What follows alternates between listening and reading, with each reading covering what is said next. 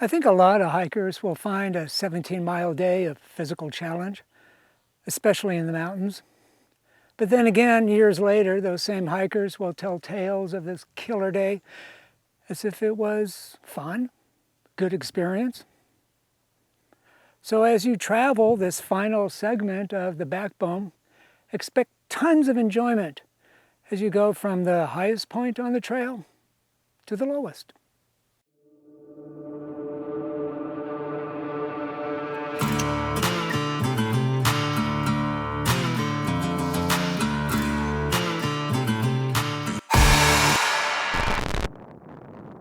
This segment starts at the Mishe Mokwa Trailhead and ends at the Ray Miller Trailhead at the ocean. Directions to both are in the description. You do have the option of splitting this segment in half, which I offer in the description. But in the long run, you actually hike more miles. And strangely, I don't think it'll be as much fun. From the parking lot, cross Yerba Buena Road to the trailhead and begin climbing. It's a healthy ascent, knocking off 1,000 feet in just 1.7 miles.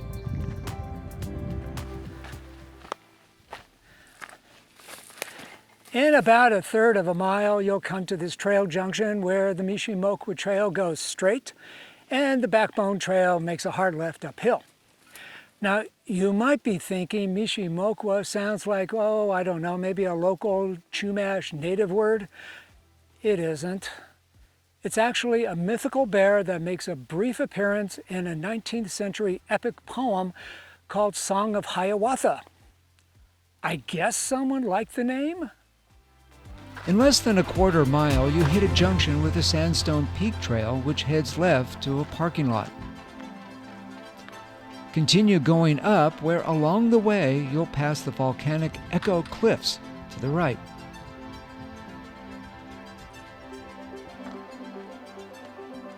In another 1.2 miles, the trail crests, and you have to make a sightseeing decision. Knowing you still have about 15 miles to go, you might just continue on the trail. But for a few minutes of climbing, you can reach the top of 3,104-foot high Sandstone Peak, the highest point in the Santa Monica Mountains. It's worth it.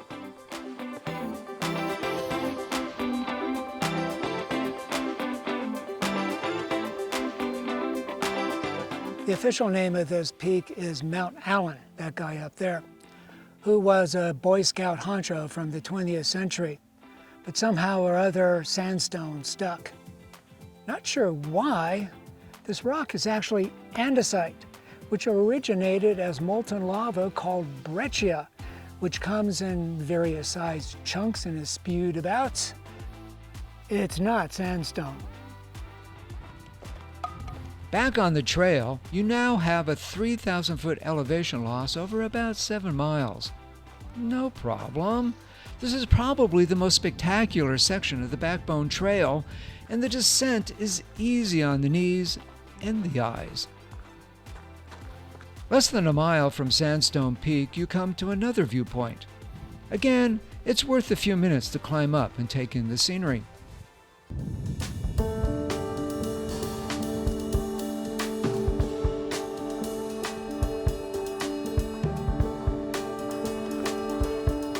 Another short mile goes by and you'll come to this junction with the Tri-Peaks Trail. Continue straight on the Backbone, also known at this point as the Chamberlain Trail, which enters the Boney Mountain State Wilderness. Now, if you have a dog or you're riding a bike, you have to stop here. Neither are allowed.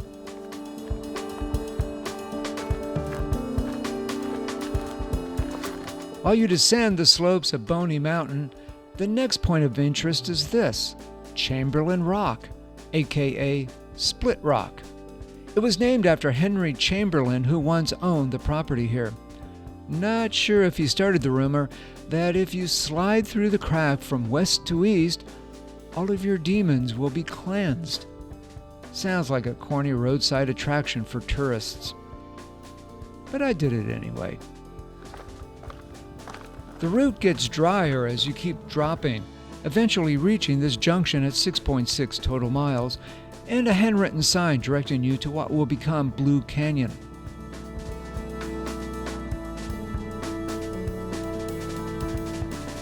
as you descend, look up to get a deep appreciation for how much elevation you've lost over the last 5 miles.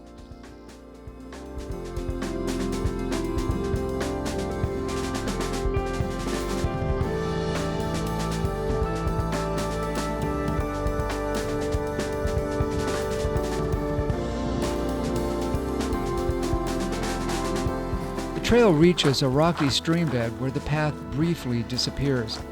Veer to the left, and it will come back. Now, after 8.5 total miles, you'll come to the Danielson multi-use area, where there are shaded picnic tables, restrooms, and running water. Continue past this to the paved Big Sycamore Canyon Road and turn left. In a few minutes, the pavement ends, and you're back on dirt. After about 1.5 miles on the road, watch for an easily missed junction where the Wood Canyon Vista Trail comes off the hillside above you on the right. There's a shaded picnic table just beyond this if you need a rest. Turn onto the trail, which climbs and loses about 1,000 feet over the next 6.4 miles. Now, if it's a hot day, you'll definitely feel it. But when the ocean breezes are kind, this is a fairly pleasant section, with views back to Boney Mountain and where you hiked earlier in the day. Along the way, the trail connects up to the Overlook Fire Road and heads left.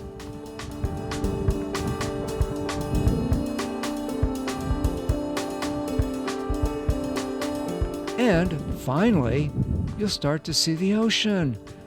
Consider yourself near the end of your journey.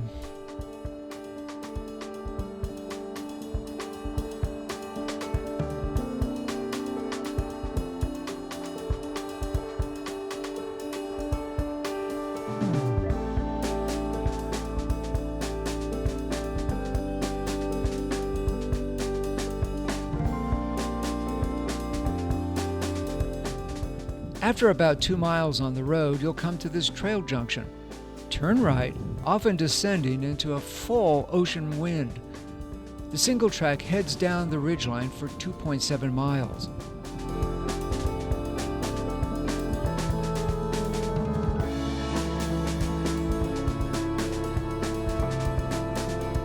At the bottom of the descent, you'll come to where you parked your shuttle car. Okay, maybe by this point you've rehearsed some sort of clever philosophical conclusion to tell your friends or partner. I know it's about the journey and not the destination, but I'm sure glad we're done. Okay, maybe that needs a little work. In any event, feel good about your accomplishment and the persistence you showed to pull it off. And if there's still time in the day, maybe find your way to the beach. Dip a toe in the ocean to make your journey complete. And then relax. The 68 miles are now behind you. So if you enjoyed this video, camp on that subscribe button. Each week I post a new hike. And in the meantime, don't get lost.